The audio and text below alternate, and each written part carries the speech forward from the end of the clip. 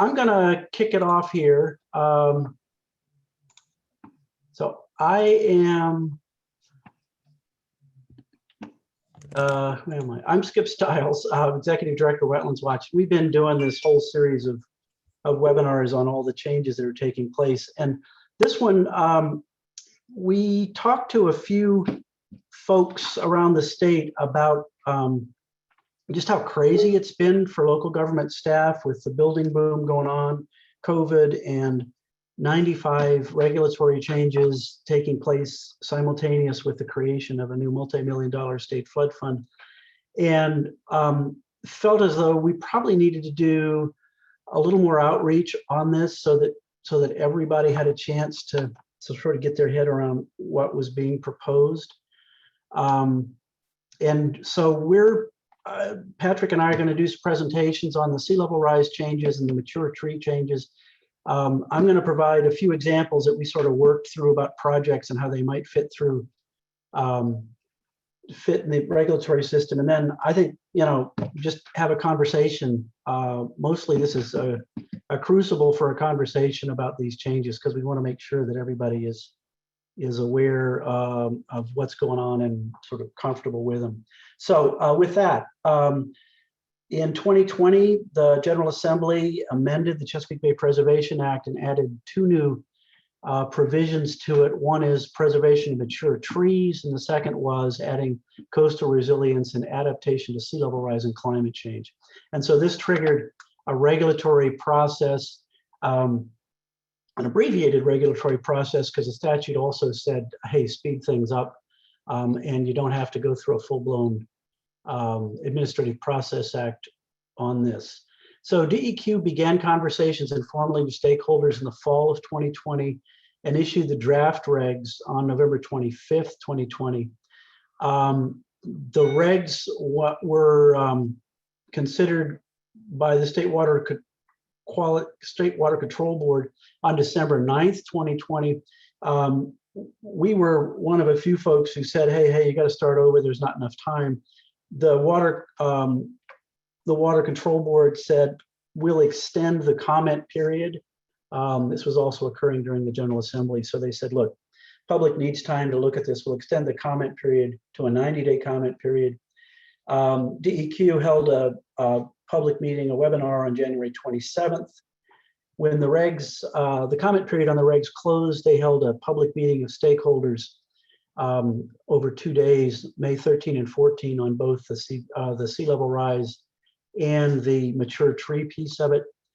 The draft final regulations were issued on June 7th, and they go to the Water Board on June 29th, which is an in-person meeting, I think at the Westin. They sent it yesterday, on the draft final regulations.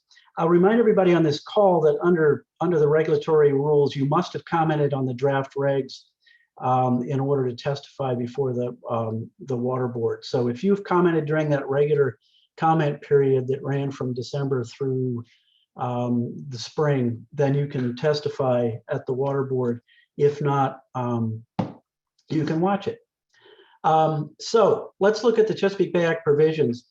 What the draft final regulations do is they impose an assessment on all Chesapeake Bay permit applications. Everybody's got to go through this to look at climate change and sea level rise.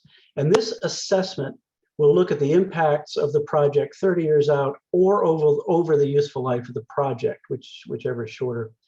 And it will use in this assessment a model developed by or on behalf of the Commonwealth. And hold on a second. I assume that there will be a process of listing or approval, perhaps this adaptation clearinghouse that's being talked about, so that everybody knows which models are developed by or on behalf of the Commonwealth.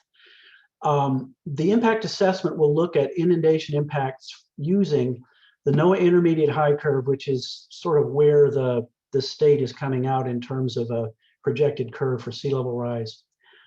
Use the slosh model. The slosh model can include sea level rise. It's an additional piece of it, but the slosh model will be used and updated FEMA and NFIP maps. I'll note that the FEMA and NFIP maps are not projected water levels. So it's you've got A and B, which are projected water levels into the future. The FEMA and NFIP maps do not project sea level rise, but you're supposed to look at those anyway. Using that info, look at potential, in addition, look at potential future impacts on vegetation and buffer conditions. And then with all of that information, identify mitigation actions for those impacts identified in the assessment.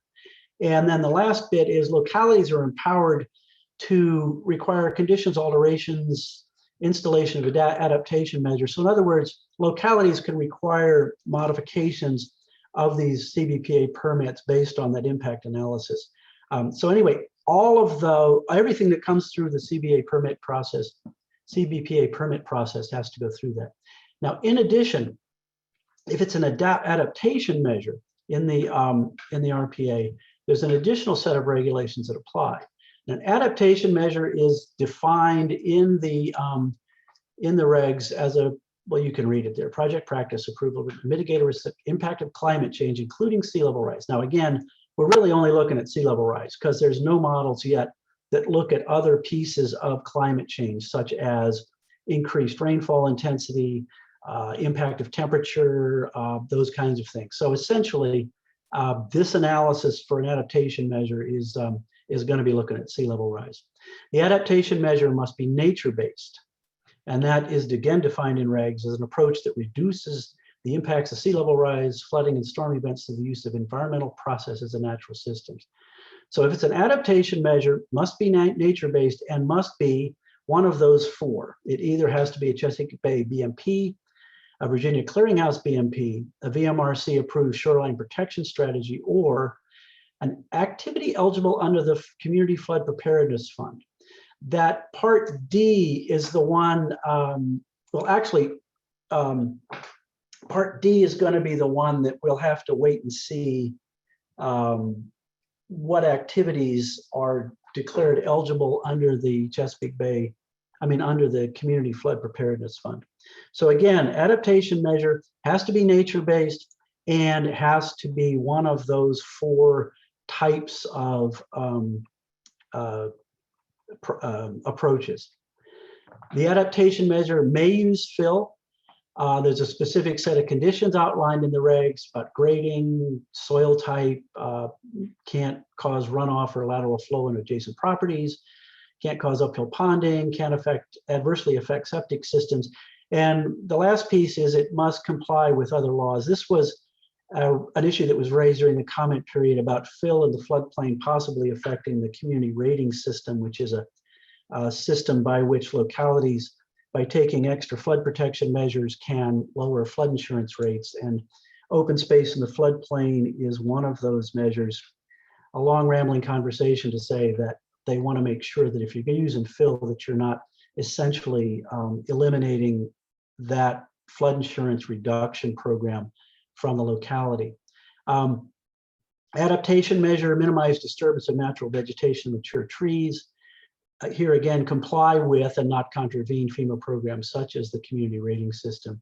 Consistent with tidal wetlands, this is the attempt to take the tidal wetlands and the CBPA and bring both of those pieces of shoreline regulation together. And for a living shoreline, the locality under certain conditions may exempt it from a WQIA, a water quality impact assessment. Now, all of this is going to be delayed 3 years. Implementation for both mature trees and the sea level rise, climate change, whatever, is going to be 3 years before it becomes implemented. There is a scientific advisory group that's already been convened to develop guidelines for the sea level rise / climate change piece of this. And they will be meeting and developing guidelines to fill in the blanks and eliminate some of the gray areas in these regs as far as the Chesapeake Bay Act goes. So that in a nutshell is what's going on with, I might add, there were a few changes of controversial points. The adding 50 feet to the buffer, that's gone. That was a point of controversy for a lot of folks. The structure of the old regs has been changed. Before there was a new section 155 that was in lieu of sections 130 and 140. That's gone now. This is the adaptation measures or an additional set of conditions. The prohibition of fill that was in the old regs is gone, replaced with conditions on the use of fill. And the sea level rise, the mandatory sea level rise evaluation out 30 years was modified for the useful life of the project. Many commenters said, wait a minute, a lot of these projects aren't going to last 30 years, so I shouldn't have to look out that far. So those changes were made in response to the comments. And with that, what I'm going to do is I'm going to hand this over to Patrick, who is going to fill us in on the other piece of the regs. There he goes. All right. Thanks, Skip. Hi, everyone. I'm Patrick Fanning, the Virginia staff attorney for Chesapeake Bay Foundation. Thanks, Skip, and everyone at Wetlands Watch for letting me be a part of this presentation. So I'm just going to quickly walk through the regulations relating to mature tree preservation. And as Skip mentioned, the impetus for this was changes in state code requiring the promotion of preservation of mature trees or planting of trees as a water quality protection tool and as a means of providing other natural resource benefits. So really, the regulations focus on the water quality components of preservation of mature trees. And as these regulations have evolved from the proposal, also address a little bit more not only the preservation, but the planting of trees. So one contrast between the mature tree regulations and the adaptation regulations, for whatever reason, DEQ was willing to open up the general criteria provisions to address mature trees, whereas they chose to address the adaptation measures in a standalone provision. So it looks like a lot of text related to mature trees, but it's really just a handful of revisions that are incorporated into the existing criteria pieces. So as Skip mentioned, there was a stakeholder advisory group process. Oh, I'm omitting someone from the waiting room, sorry. And during that process related to mature trees, I think far and away the biggest concern was that the proposal left it very wide open as to how folks would interpret what qualifies as a mature tree. And during the comment process, there were a number of comments that asked for a definition of mature trees, but I would note there were almost no comments that actually sought to propose their own definition of mature trees. So that was a big topic during the stakeholder process in terms of how we should define what qualifies as a mature tree. CBF, Wetlands Watch, and other folks had put forth our own proposed definition, and DEQ, in consultation with the Virginia Department of Forestry, really worked up what I think is actually a pretty good definition that will add a lot of clarity, that incorporates components that are already discussed in the existing buffer manual. And so they added this definition of mature tree and broke it down based on whether it's a canopy tree or an understory tree. And the mature determination is made at diameter, breast height. I'm not an arborist or dendrologist, but we were advocating for a definition that I think would be the easiest for folks in the field to be able to make the determination in a relatively simplistic manner, notwithstanding the fact that there are a lot of differences between species and how they grow and mature, and the impacts of where they're planted.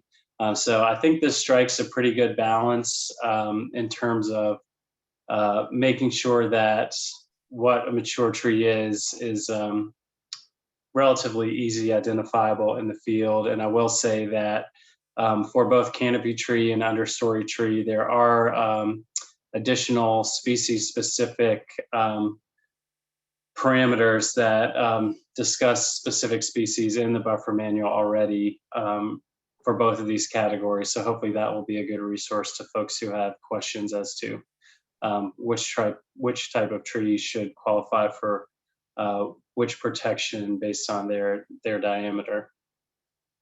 But in terms of the actual criteria, so again, as I mentioned, DEQ updated the general performance criteria and then the RPA development criteria. And another area where there were a lot of concerns raised was related to the general performance criteria, because those criteria, as many folks know, apply to all the CBPA areas, including resource management areas. So there were concerns that the language in the proposal could lead to localities using the mature tree preservation language to prevent specific types of land development or solar projects or stuff like that. And so that language was softened in the final version of the regulation to apply specifically for the development process, preservation of mature trees, only removed where necessary. And there was a provision that was added that I think is important to a lot of the localities who may be on the webinar. And that basically said, if you have a local tree ordinance, then that should satisfy the requirements for mature tree preservation within the RMA. But if you don't, that is something that a locality would need to update in its CBPA ordinance. And again, you will have 3 years to do that once this package gets finalized. And then in turning to the resource protection area specific criteria. So the first set of provisions, amendments to those existing criteria, address establishment or reestablishment of buffers. So if a buffer didn't exist and it's being established, perhaps because there's been a change in land use, say from agricultural activities, and a buffer is being created or established, then mature trees or planting of trees needs to be considered as part of that establishment. Likewise, if you're reestablishing a buffer, planting of trees needs to be included. And you'll note that the regulations note a preference for native tree species. And then moving on to, I guess, probably the more concerning or areas of interest, the language specific to buffer modifications. There was existing language that allowed tree removal for sightlines. That was something that CBF in particular advocated for some changes to, and we were successful in getting some changes in that area. And then for specific shoreline erosion control projects, the language was changed so that mature trees can only be removed as necessary based on the best available technical advice, including project plans, permit conditions and requirements. And when you're reestablishing vegetation, trees must be included in that reestablishment, including, again, the preference for native trees. There is language for intensely developed areas, and that essentially just says when local governments are trying to establish buffers over time, they should consider tree planting as well. And Skip mentioned this briefly, but there is a tie-in between the adaptation provisions and the tree regs, in that tree preservation should be maximized even when you're doing a climate adaptation project. So just to summarize, here are basically the most meaningful changes that were an outgrowth of the Stakeholder Advisory Group process. The definitions were added, the clarity for localities that already have a tree ordinance, that would be sufficient for RMAs,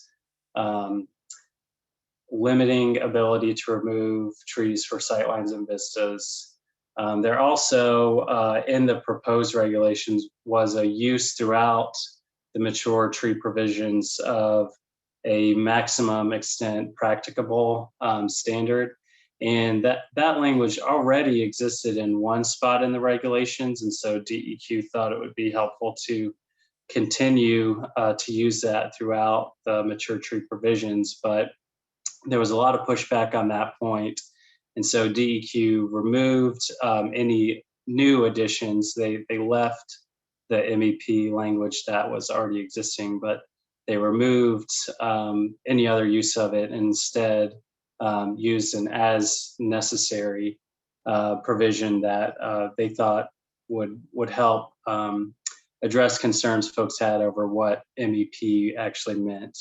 And then, as I mentioned, they added a native species preference language to a lot of the provisions. So those are the keys on trees. And with that, I will do my best to turn it back over to Skip.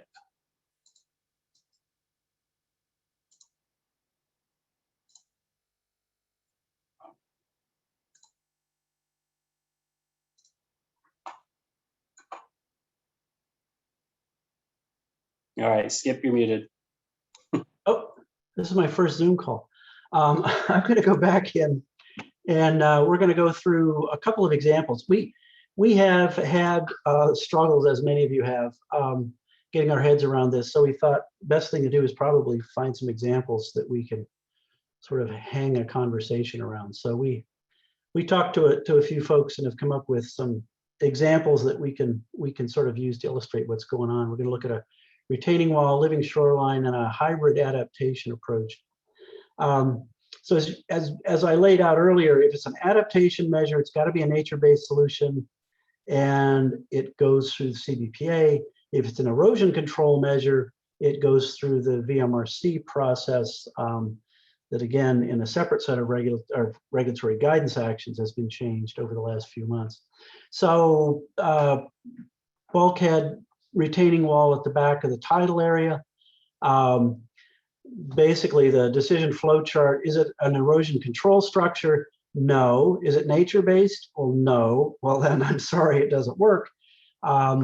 It's not an adaptation measure, so you've got to go up to this line then and go through the VMRC process, which basically says you can only put a flood wall in if the best available science shows a living shoreline is not suitable. So if the best available science shows that a living shoreline is suitable, you have to put a living shoreline in.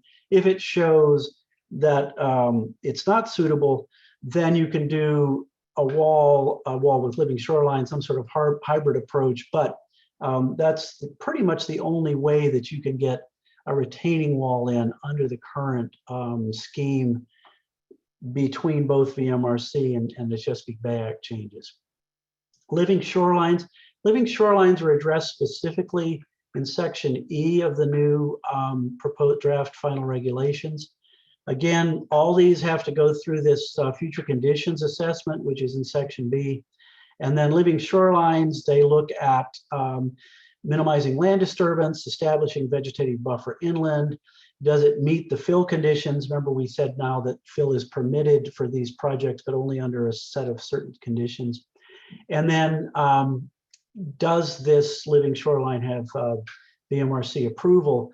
So we're talking about activities in the RMA right behind the tidal zone that would be part of a living shoreline installation. So that's why it goes through the VMRC.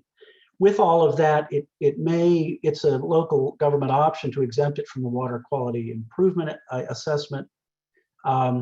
and then a permit would be granted. The issue that's most interesting is one that Louis Lawrence, who I think is on this call, has been raising, which is the use of this flex mat, which is an interesting, it's basically a series of hard cobble that's tied together in a basically a mat that the Spartina and other wetlands plants can grow up in between. So it stabilizes the shoreline, but it also performs some other approaches. So we wanted to look at how that might go through the system because it looked like a promising technology. So is it an erosion control structure? Not exclusively. Is it a nature-based solution? It's to be determined. When we talked to DEQ, they were looking at it and it sort of looked like it would. I mean, it does preserve the natural functions of the shoreline. So then let's assume that it's an adaptation measure. Is it an approved BMP? Not yet. It may be at some point. But is it an eligible nature-based solution activity under the Commonwealth Flood Preparedness Fund? And yeah, it probably is going to be. Again, this is to be determined by the fund what projects are eligible, but it probably is. So it meets, while it's not on that list of BMPs or the VMRC approved practice, which could be, it definitely is an activity under the Commonwealth Flood Preparedness Fund. So then at that point, again, you do the locality future conditions assessment and you could get a permit for this. So this is an interesting one where, we're looking at some of these evolving technologies and how they would fit in this CBPA tidal wetlands matrix. And this is one that might work. So anyway, we just wanted to run some examples through there and use that as a jumping off point for conversations. And we'll take questions at this point with pictures of cute children and cute dogs, both of which are MCs. That's MC's daughter, EDB, and her dog, Commissioner Gordon, and some flooding in her neighborhood in the background. So with that, let's, you're laughing, MC. We can open it up to conversations. Louis has pointed out that FlexMet is approved by VDOT as a BMP, an erosion BMP. So we don't have to worry about it being listed on that list of items 1A, B, or C. So that would be moving through. Well, so I have a question about, so Louis, it's an approved BMP, but not by the Chesapeake Bay Partnership. Not it doesn't, I don't read the regulation saying that it needs to be approved by, each one of those are separate statements. And so if it's eligible under D, under the flood fund, yes, I think that's where it walks in, is through that one. It could be under the Bay program as a stormwater BMP. I don't know. We haven't had a reason to go look yet. Right. That's what I just wanted to clarify, that it doesn't meet A through C as the current regs are written.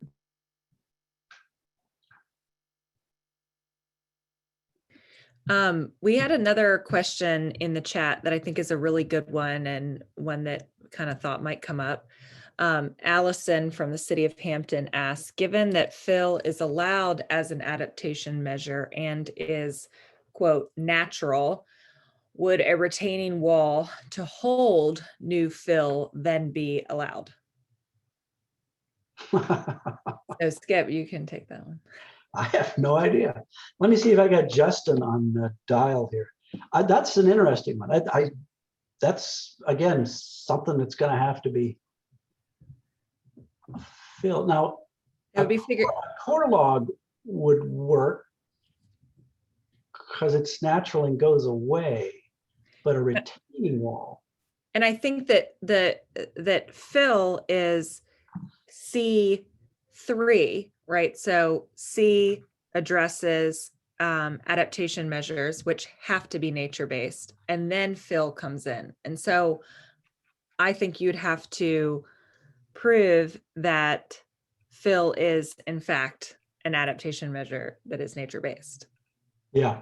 You'd have to go through that hurdle first. It's kind of the same, like you're proving the same thing essentially, but you have to start from the top end. And I think that, this is part of what the guidance document, I hope, would aim to address these specific issues.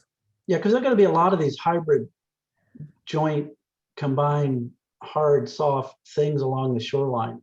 And so those are going to need to be run through this matrix in this this SAG process, the Science Advisory Group process. Hey, Skip, this is Speaker Pollard. Hey. Hey, I'm just wondering whether, as we look at how the SAG process goes forward and thinking about these different BMPs and measures that may be employed, that we really need to keep our eye on the ball on the performance aspect and not, I mean, in other words, if it performs as is needed, I think we need to be careful about getting too wrapped around the axle about the particular nature of the measure. And I know we've got criteria in here that has to be, fit into one of those categories that we just talked about. But I think the goal here is to make sure that, on the one hand, water quality is protected, and, do what we can to improve, or maintain functionality, the buffer and so forth. But, we've got, just as somebody who represents, the folks that are either developing or have industry on the waterfront, having the ability to be able to have viable use of these properties is part of the balance too. So I think it's going to be somewhat heavy lifting, or some lifting of some kind to kind of work through these pieces as part of the guidance to make sure that we're creating that, we're having that balance. And again, I just say, just as long as we can get to a place where somebody can say, look, I can achieve the goals and the criteria that need to be done here. Let's make sure we've got enough flexibility where we need it to make sure that we're not unnecessarily hamstringing somebody from doing what they need to be done, what needs to be done. So, well, I'll just speak, in looking through this thing, that issue of performance standards is something that across the board is going to be an issue. There's all this use of an approved BMP. Well, that's water quality. Does it actually do anything for adaptation? Somebody's got to go out and kick the tires on this thing on the ground and develop, as you say, some performance standards, because also, there's going to have to be some expectation that that these things are going to do what, as you say, what they're going to do. That there are some kind of at least engineering standards or performance standards of some kind in all of these things. And I think as we go forward, and as new technologies are developed, like this FlexMat, there's going to have to be a vigorous program of sort of review and approval. There's a proposal right now where VIMS and others are studying the possibility of an adaptation clearinghouse similar to the BMP clearinghouse. And that's probably something that we need to think about. We also need to think about putting some money aside for some rigor to evaluate these things. Because a lot of these things just sort of slip in based on somebody's master's thesis at Tech from 10 years ago that has, one trial and then there's a performance standard and that's done. And we're going to have to get a little more rigorous than that. But I agree completely, Speaker. Yeah, I think just one point follow. We've got to figure out a way to integrate between what VMRC is doing on the living shoreline side and what is happening here for adaptation measures or erosion control measures within the RPA in particular. We've got to make sure that we're not creating conflict between what can be done and making sure that you can take different approaches and different practices and blend them together for the most cost-effective approach that achieves what is needed to be achieved. I just think we've got that is going to be a ball that we've got to keep our eye on too, to make sure we're not getting crosswise between those different programs. Well, I think also with the emphasis on living shorelines, there's going to be a lot of activity. Shereen Hughes of our staff points out that there's a new living shoreline collaborative that JRA and us and some others are working on.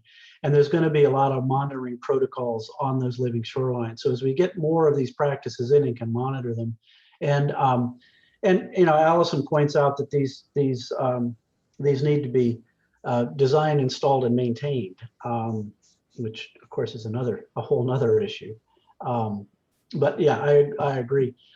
There's a question here. Could anything be done at this point to beef up accountability? And I'm not sure what kind of accountability Greta Linderman is asking this question. Yeah, feel free to unmute yourself and elaborate. Hi there. I appreciate it. Yes, I realize that was a vague question, and I'm not really sure. My personal experience with the Protection Act is in my home city, and I know the individual who works on that from the city government point of view has had to face a lot of issues, and I'm sure has had to kind of acquiesce in certain matters. And I just don't know if this language that they have to work with is strong enough for them to really do the right thing more frequently. I mean, I think he does a wonderful job, so I'm not picking on him at all. I hold him as a good example. But I can see where it's easy just to not kind of follow through, and who's going to be checking and seeing if the Chesapeake Bay Act provisions were really adhered to. Yeah, I think the big challenge initially is going to be for local governments to get their heads around this, which is why there's a 3-year delay, and also an issue for the Stakeholder Advisory Group. I'll give you an editorial on the Chesapeake Bay Act. There is no enforcement beyond the local level except for when the state reviews the locality program. If we've got a problem with a local wetlands board decision, we appeal it to the VMRC. If we've got a problem with the Chesapeake Bay Act decision, there's no place to go. So the Chesapeake Bay Act is structured without a whole lot of accountability, if you will, beyond, again, that periodic review by DEQ of the city's program. So it is a weakness in the program. By and large, there was a really great series in the Virginian Pilot a few years ago. By and large, the Chesapeake Bay Act is enforced by angry neighbors, and not by not by overworked city and county staff. Skip, I'll just add on that point too. I know that there were comments related to the tree provisions and asking for greater enforcement. And in looking at the response to comments from DEQ, they basically said, we're not changing any enforcement related authorities. There's authority. Actually, I have the language here, which I think is telling. Localities are empowered to enforce their ordinances, so not required. And I remember looking at the enforcement type language on penalties, and it's discretionary. So if your locality ordinances don't have an enforcement provision, then that kind of begs the question too. If you go out and find that trees now have been clear cut for vistas, what's the recourse for localities? So still lacking a little bit in that regard. Hey, Skip, this is Ben McFarland from HRPDC. I just want to tag on to something you said. The lack of an enforcement provision or an appeal provision is by design in the Chesapeake Bay Preservation Act. And we could have a whole discussion on whether that is a good thing or a bad thing. That's neither here nor there. That would be a pretty significant change. That would be a huge change from the current law that would go beyond just, what is allowed in the RPA to deal with sea level rise or to deal with mature trees. The program is designed to be a state local cooperative program. It's not the same as the Wetlands Act, where the state has its own interest in determining what happens to the Commonwealth's property, right? The Commonwealth owns bottomland. It has a vested interest in the maintenance of tidal wetlands that is not there, or not as much there as there is for RPAs and RMAs. we could have that big discussion at some other time. Maybe it could be fun. I think that would be a very enjoyable afternoon conversation, maybe over a couple of beers at some point. But that's a separate issue, much larger conversation about the implementation of the CBPA. Yeah. Yeah, and Skip, on that, just first and foremost, the Chesapeake Bay Preservation Act is a land use law. And that's why the localities have primacy over that.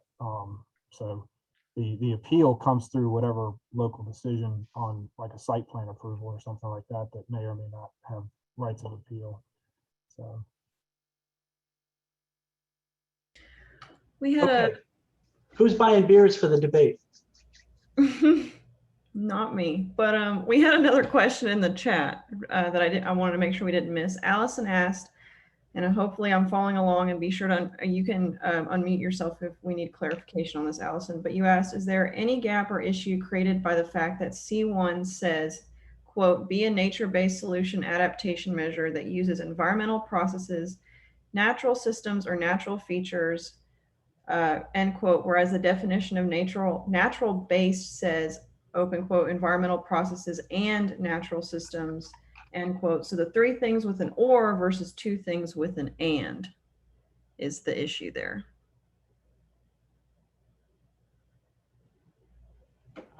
I went through and I looked at this as the question was coming in, and I think that yes, I think that there's confusion around how the terminology is used at times, but I think that in this specific instance, you would refer to the definition of nature-based solution up at the top of the regulation to inform, okay, what section? This is C1, what the nature-based solution is supposed to be, and then you extrapolate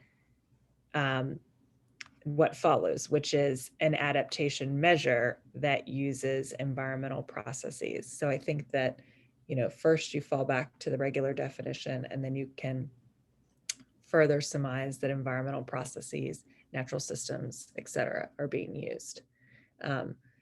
It's pretty open-ended, I would think. So if I'm missing like a major kind of issue in that nuance, then please feel free to unmute and explain.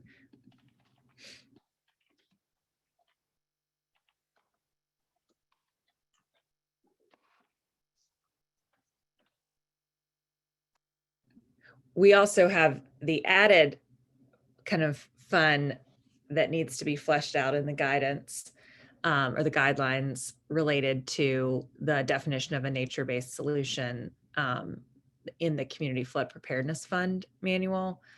So if you are electing C1D, then you would refer to how the Community Flood Preparedness Fund regards a nature-based solution project. I included that definition from the Community Flood Preparedness Fund manual in the chat, just as reference for folks. So again, something that would need to be fleshed out in the SAG and then in the guidance document.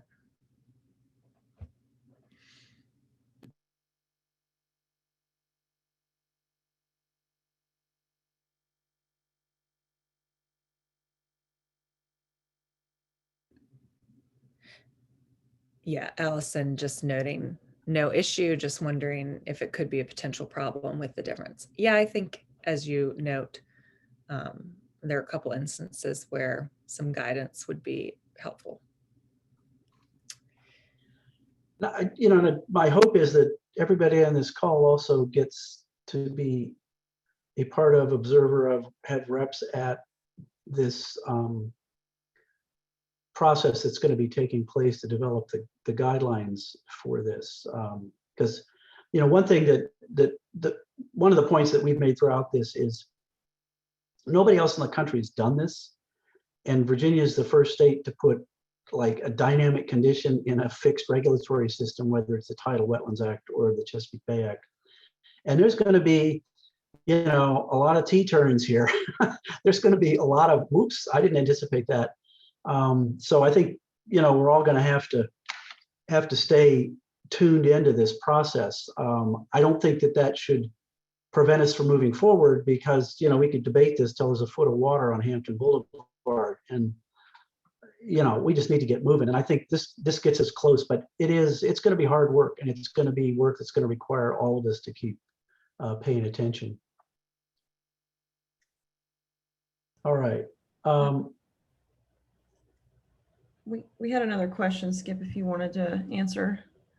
Do you believe that Chesapeake Bay exception could be given for the adaptation section? Given it is a new section, they did not amend the existing exception language. Allison, you're too clever by half. Let me see here. Allison, these are all the issues we've talked about with various people on this call. I'm going to set up a cage fight between you and Justin. You guys can figure this out. That's a good question. Very good. Nice eye. We'll have to look at that. What do you think, MC? I think Justin would say no, Yeah. based on our conversation with him yesterday. Yeah.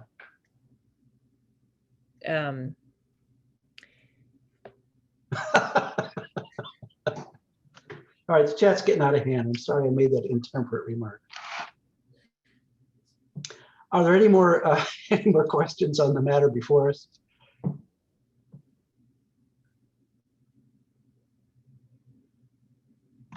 You know, Skip, I think on that, that's the key question, right? Can you do an exception, and is an exception the best way to do it?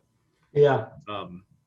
And so, but I think what that gets to is that the only way, so if a locality, if a local board, you know, duly authorized to issue these exceptions, you know, if they meet the 5 listed criteria and the others set by the local government, decides to grant the exception, then there is no recourse to overturn that decision. But would have the state could step in at some point when conducting the program audit and say, we don't agree with how you've been issuing exceptions. But I don't think there's any way that the state could step in and say, like, we're going to revoke this exception that you've given. That power does not exist. At least does not this. I don't believe the State Water Control Board has that authority. But I'm not a lawyer, so. Well, I think, you know, the thrust of this whole thing, I think, you know, back from the beginning, was seeing that these adaptation measures were going to start going in with increasing frequency, especially, you know, from Route 17 east, with the lower lying parts of coastal Virginia, and that they needed to get their arms around it so that it wasn't left to, you know, people's best guess, issuing exceptions as to what constituted a, you know, valid adaptation measure. So I think I would bet that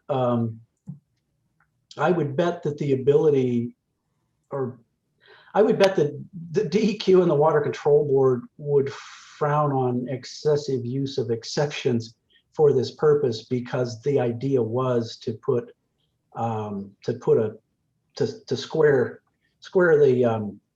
a frame around these adaptation measures so everybody knew what we were talking about. How they get there, I'm not sure.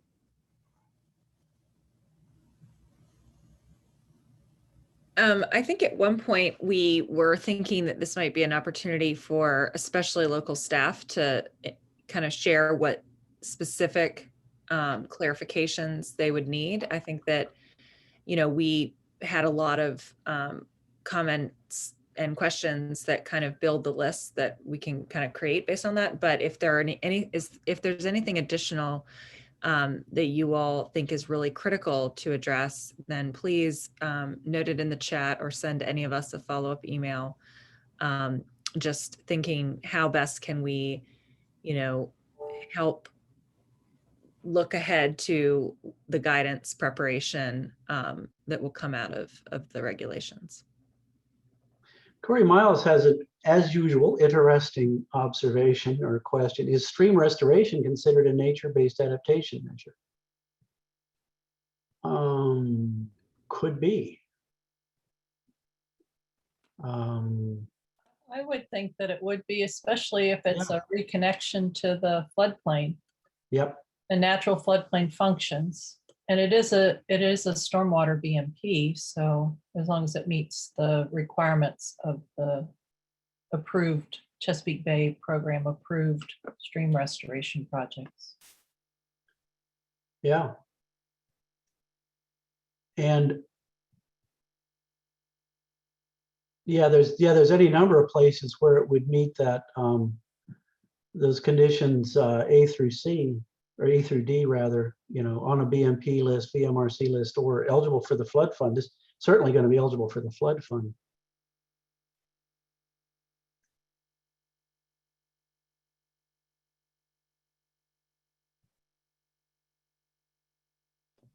Yeah, Skip, it is, it's listed as one of the specific things that's eligible for the CFPF funding. It is not specifically mentioned as a nature-based approach, but it is in that list. Where it implies, the manual implies that it's a nature-based feature or approach, but it does not specifically say, here is a list of nature-based approaches. Yeah. So Corey, you're off to the races. Put your flood fund proposal in and you're good.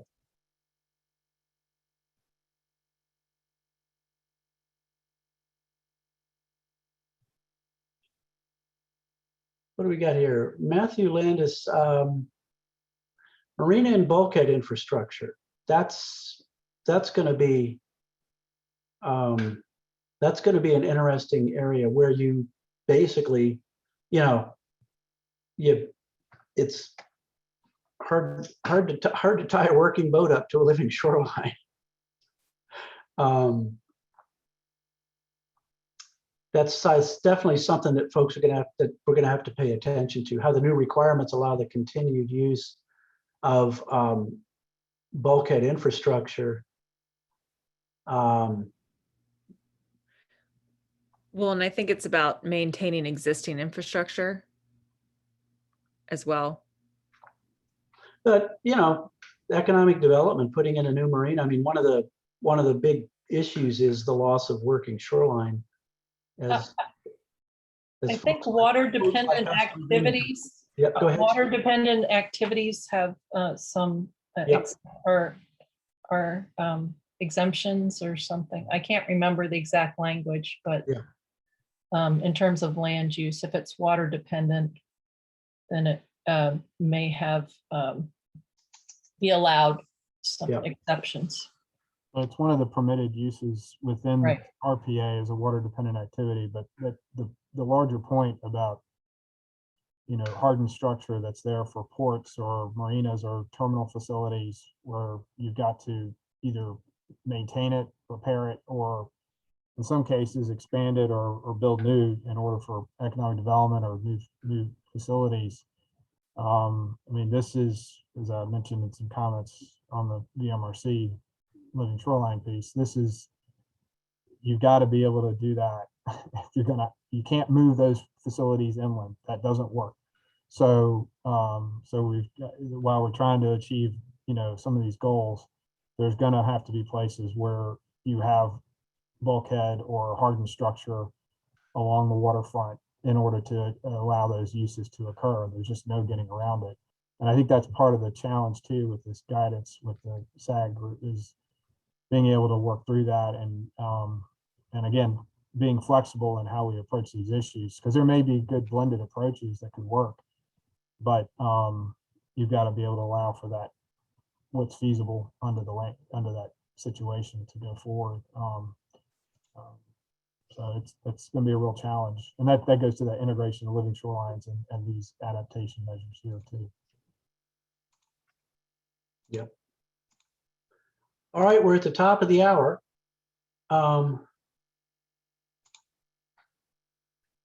We will continue to monitor this stuff. I just put the link to our policy webpage. We'll try to keep people updated on these things as they go ahead. Again, the whole reason for this was we heard from a couple of folks that local staff just have their heads down trying to get to Friday and haven't had a lot of opportunity to focus on these things. So we'll continue to try to digest and disseminate this information as it goes along, but we'll be posting it on that webpage and then putting out occasional email updates. Our Commonwealth Resilience briefs go out periodically with updates and changes in regulatory stuff. So you can sign up for those as well. So with that, thank you very much, all of you, for showing up. And, you know, with any luck, this will be the last hour-long webinar on major state policy changes for at least, you know, maybe the next month or two. Wouldn't that be great? All right. So thank you very much.